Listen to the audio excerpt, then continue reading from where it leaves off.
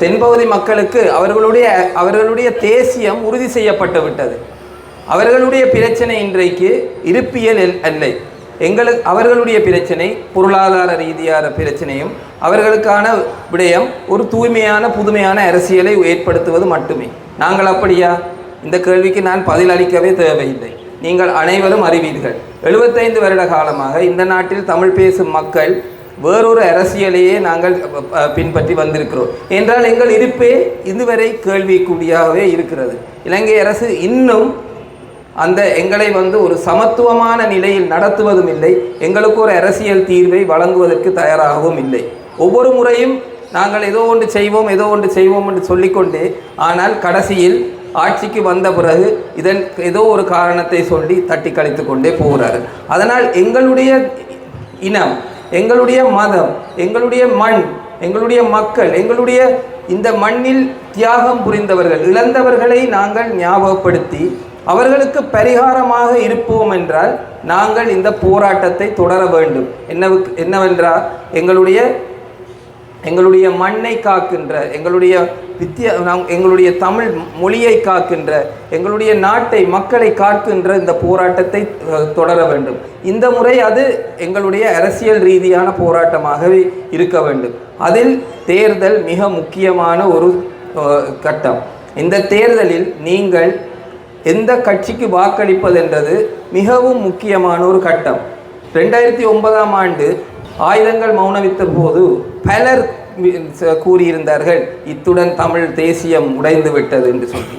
ஆனால் நான் அந்த நேரத்தில் இந்த மெனிக் ஃபார்ம் என்ற அந்த அவல இடத்தில் நான் வேலை செய்ததன் நோக்கம் நான் ஒன்றை மற்றும் அன்று உணர்ந்து கொண்டேன். இந்த மக்கள் ஒரு நாளும் தமிழ் தேசியத்தை கைவிடப் போவதும் இல்லை, எந்த அழிவும் தமிழ் மக்களை திசையிலிருந்து திருப்பவும் முடியாது.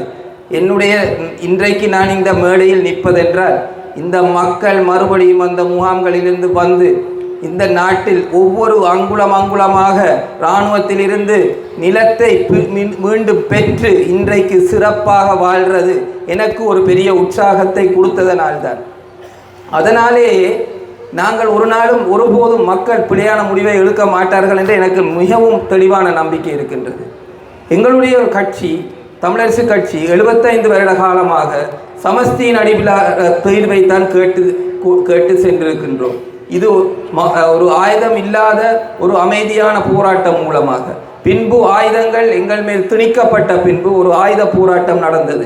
அதற்கு பின் 15 வருட காலமாக நாங்கள் மறுபடியும் சமாதானமான முறையில் அரசியல் தீர்வை நோக்கியே பயணித்துக் கொண்டிருக்கிறோம். அதற்கு உங்களுடைய மிக முக்கியமான ஆதரவே காரணம்.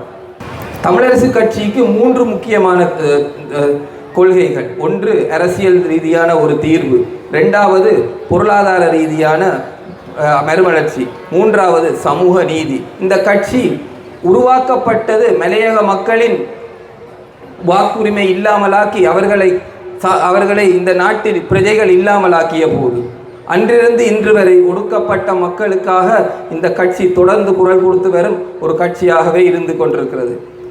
பொருளாதாரம் என்பது எங்களுக்கு மிக முக்கியமான தேவை.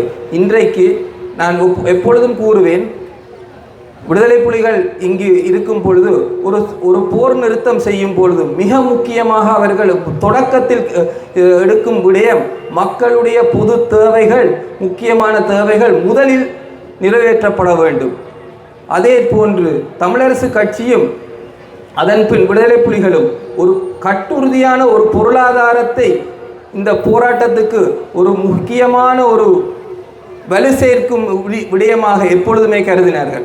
அதற்குத்தான் ஒரு தற்சார்பு பொருளாதார கொள்கையை தமிழரசு கட்சியும் அதற்கு பின் பொருண்மையம் போன்ற பல பொருளாதார ரீதியான அமைப்புகளை உருவாக்கி ஒரு பொருளாதார கட்டமைப்பை உருவாக்குவதற்கு விடுதலை புலிகள் மிக முக்கியத்துவத்தை கொடுத்தார்கள். இன்றைக்கும் எங்களுடைய போராட்டம் தொடர்வதற்கு இந்த பொருளாதாரம் மிக மிக முக்கியமானது. எதிர்வரும் காலங்களில் எந்த அரசாங்கத்தையும் நம்பி நாங்கள் இருக்க முடியாது. நாங்கள் எங்களுடைய பொருளாதாரத்தை ஸ்திரப்படுத்த வேண்டும். இதுவையும் நாங்கள் இந்த அடுத்த 5 ஆண்டு காலங்களில் கட்டாயமாக தமிழரசு கட்சி கருத்தில் கொள்ளும் என்று நான் கூற விரும்புகின்றேன்.